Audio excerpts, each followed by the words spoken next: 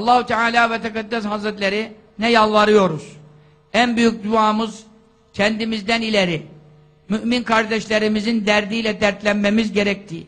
Şu zamanda Allah Teala muhafaza eylesin bizim de başımıza gelmekten ama Doğu Türkistan'daki kardeşlerimizi dualardan unutmuyoruz, unutmayalım.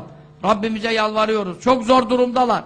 Binlerce insanı soymuşlar, götürmüşler. Nereye gittiği belli değil. Ondan sonra dün arkadaş anlatıyor. 1,5 milyon genç kız çocuğunu çalıştırılacak diye mecbur etmişler. Çin'in oralara buralara yaymışlar.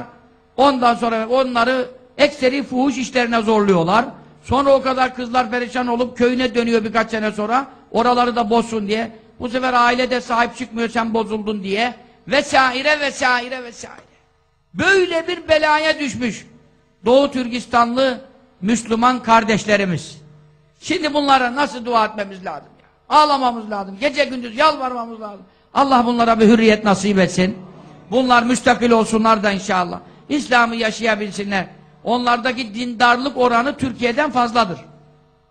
Doğu Türkistan'daki dindarlık oranı Türkiye'den fazladır. Hakikaten çok muhterem insanlardır. Kur'an ehli insanlar. Hafızları çoktur. Ya ama imtihandır ya. Onun için biz biraz keyfi kaçıralım da şu Müslümanların derdine düşelim de harama hürmetine. Amin. Sübhane Rabbel Aleyhi Aleyhi ve Elhamdülillahi Rabbil Alemin. Salatu vesselamu ala seyyidil murselin. Muhammedin ve ala alihi ve sahbihi. Ecmain ya Erhamer Rahimin ya Erhamer Rahimin ya Erhamer Rahimin. Habibim buyurdu Recep-i Şehrullah. El haram. Recep Allah'ın haram ayıdır. Sen buyurdun mine arbaatun hurum. 12 aydan 4'ü haram aylardır. Bu Recep için Recep-i Şehri, Recep benim ayımdır buyurdun. Senin ayında senin Müslüman kullarına zulmeden bu komünistçileri kahreyle ya Rabbi. Helak eyle ya Rabbi.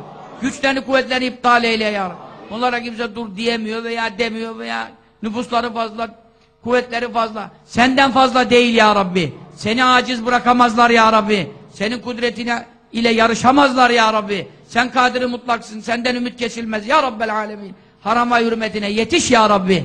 Yardımını yetiştir ya Rabbi. Dostların himmetini yetiştir ya Rabbi. Muhammed Mustafa'nın hürmetine, harama hürmetine. Sallallahu aleyhi ve sellem. Seni zikreden, Habibinin risaletini itiraf eden, ikrar eden, sana iman eden, Resullerine iman eden bu Müslüman Doğu Türkistan kardeşlerimizi acil hürriyetlerine kavuştur ya Rabbi. Vatanlarında rahata kavuştur ya Rabbi. İbadet hürriyetlerini ihsan eyle ya Rabbi. Çin gavurun elinden halas eyle ya Rabbi. Tam bir müstakillik, bağımsızlık nasip eyle ya Rabbel Alem.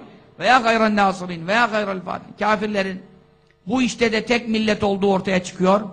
Dünyanın gavuru burada da seyirci kalıyor, herkes görüyor. Çünkü el küfrü milletun vahide, küfür tek millettir, İslam tek millettir. Artık Arabı, Acemi, Türk'ü herkes anlasın ki İslam tek millet, küfür tek millet. Ona göre Araplar da ne yapacak? Hem Kıbrıs'taki Türklere sahip çıkacaklar, Müslüman Türk milletine. Araplar Kıbrıs'ı tanıyacaklar, oradaki Türkleri. Ondan sonra bu işler sadece Filistin meselesi değil. Bu sadece Arap olduğu zaman hassaslığa lüzum yok. Bunun Arabı, Türk'ü, Acemi yok. Burada İslam ve Müslümanlık ön planda olması lazımdır.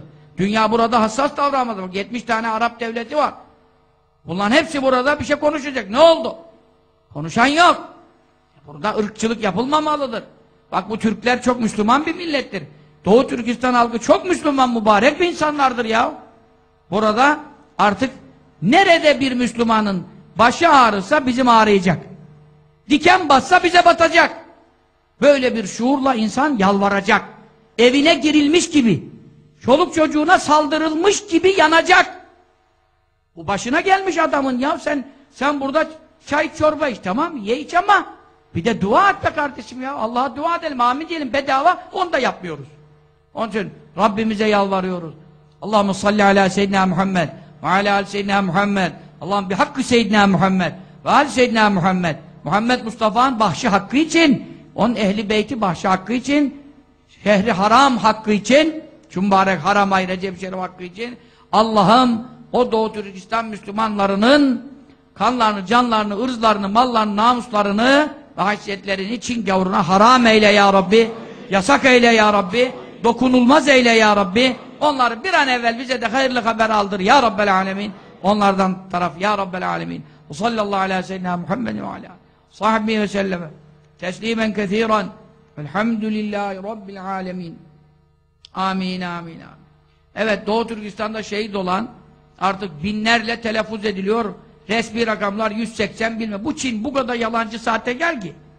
180 kişi öldü diyor, işte 160 kişi. Onların da 40'ı Doğu Türkistanlı. 40 tane zavallı Doğu Türkistanlıymış. Geri kalan Çin askeri ölmüş. Bu kadar yalan olur mu ya? Adamların ellerinde bir şey yok. Camiden çıkanı götürüyorsunuz ya. Cuma'dan çıkanı bunu. Çok büyük bir yalan dönüyor.